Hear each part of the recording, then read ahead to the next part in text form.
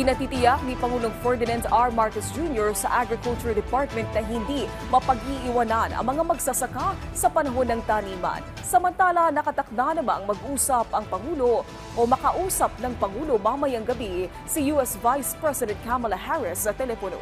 Si Alvin Baltazar na Radyo Pilipinas sa Balitang Pambansa.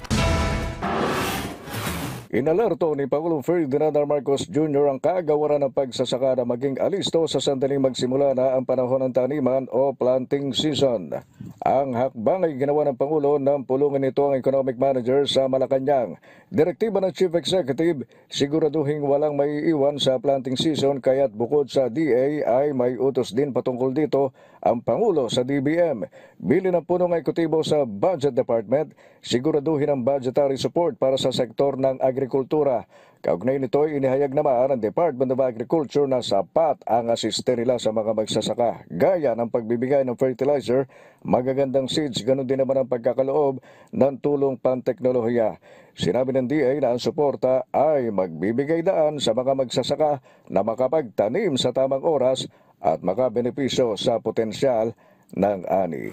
Samantala ay nakatakda namang makapag-usap ang Pangulong Marcos kay U.S. Vice President Kamala Harris.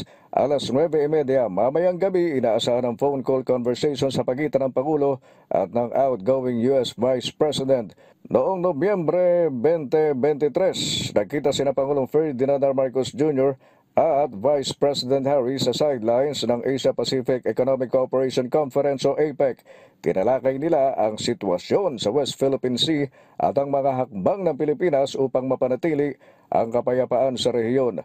Noong November 2022, bumisita naman si Vice President Harris sa Pilipinas at nag-courtesy call kay Pangulong Marcos sa Malacanang. Pinuri ni Harris ang matatag at pangmatagalang relasyon ng Pilipinas at Estados Unidos na binigyan din ang kanilang kooperasyon sa seguridad at ekonomiya. Para sa Balitang Pambansa, Alvin Baltazar ng Radyo Pilipinas.